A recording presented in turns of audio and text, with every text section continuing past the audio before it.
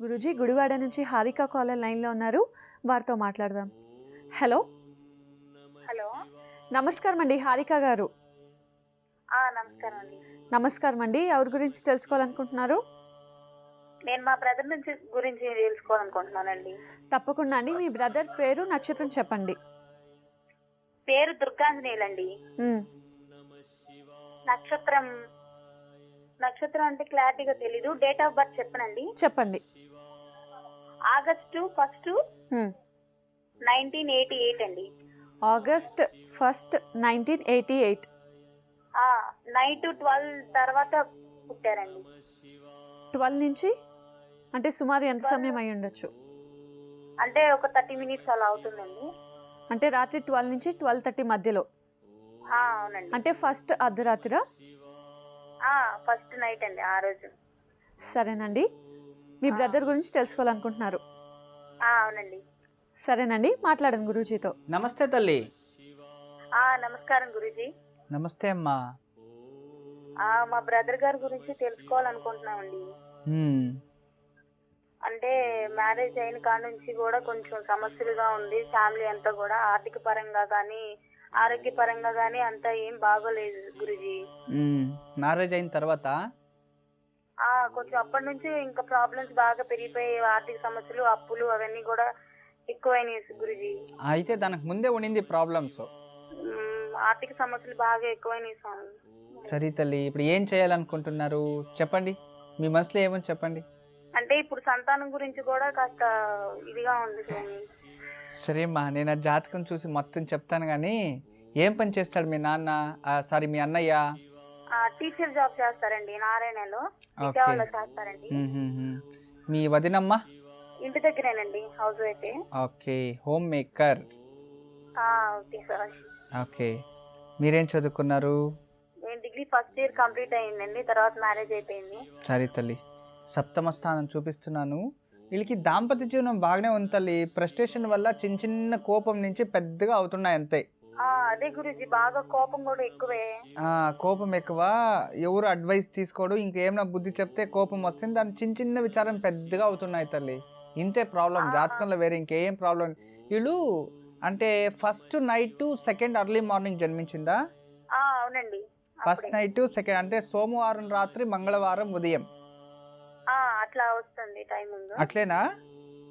అట్లానే వస్తుంది. ఓకే, ఉత్తరాభాద్ర నక్షత్రం మీనరాశిలో జన్మించారైతే.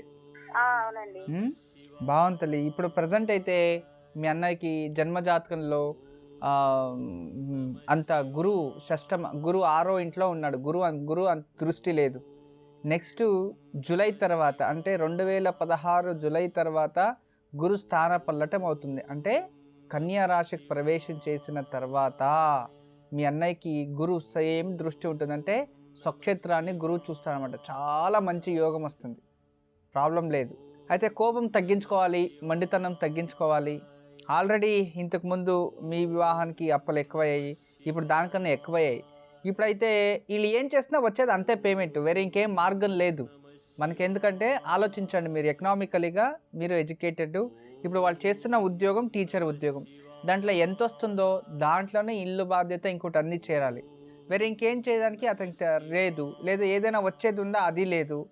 ఇంకా వేరే ఇంకేం ఆప్షన్ లేదు. దీంట్లో కష్టపడే తీర్పాలి తల్లి, వేరే ఇంక ఆప్షన్ ఉండదు. కానీ ఇంట్లో ప్రశాంతత, తృప్తి అనేది ఇతనికి లభిస్తే కొంచెం మానసికంగా ప్రశాంతత ఉంటుంది. ఈ కోపం వల్ల, చిన్న చిరాకుల వల్ల, వేరే వాళ్ళు బ్యాడ్ ఇన్ఫ్లుయెన్స్ ఇవ్వడం వల్ల, ఇలాంటి దానివల్లనే అతను చిరాకు పడి వాళ్ళిద్దరిలో కూడా మనస్తాపాలు.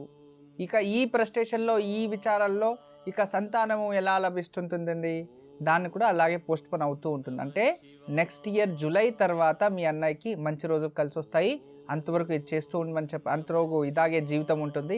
కొన్ని పరిహారాలు ఇస్తాను నేను, అది చేయమని చెప్పండి. ప్రతి సోమవారం ఉదయం దగ్గరలో ఎక్కడైనా శివాలయం ఉంటే నువ్వులతో ఒక దీపం లేదా 2 దీపాలు వెలిగించి బిల్వ అర్చన చేసుకొని వెళ్ళమని చెప్పండి పనికి. ప్రతి సోమవారం శనివారం గోమాతకి వీళ్ళ చేతుల నుండి ఏదైనా తినబెట్టి ఒక 5 ప్రదక్షిణలు, ఈ 16 వారాలు చక్కగా చేసుకోమని చెప్పండి. ప్రతిరోజు అయిన వరకు గురుపాదక స్తోత్రం చదువుకుంటూ ఉండే తల్లి, చాలా మంచిదవుతుందమ్మా. ఎప్పుడు మా ఆశిస్తుంటాయి. నమస్తే. హారిక గారు విన్నారు కదా, గురూజీ చెప్పింది పాటించండి, తప్పకుండా శుభం జరుగుతుంది. గురూజీ శుభ్రత గురించి తెలియజేస్తున్నారు. అంటే శుభ్రత జరిగే జీవిత విచారం ఏదేదో వచ్చింది జీవితంలో. ఈ శుభ్రత అంటే నిజంగా చూడండి, మనము ఎప్పుడు కూడా దేవతా వృక్షాలు, దేవాలయాలు అలాంటి చోటు చాలా శుభ్రంగా పెట్టుకోవాలి, చాలా మంచిగా చూసుకోవాలి. ఎందుకంటే మన ఇల్లు ఎంత మనం క్లీన్గా పెట్టుకుంటాం, మనం వెళ్ళే దేవాలయం కూడా అలాగే ఉండాలనుకోవాలి. దేవాలయం చుట్టుపక్కల క్లీన్ చేసి పెడుతూ ఉండాలి. ఎప్పుడు కూడా ఏదో కొందరికైతే చాలా టూ మచ్గా ఉంటుంది బిహేవియర్ వాళ్ళు.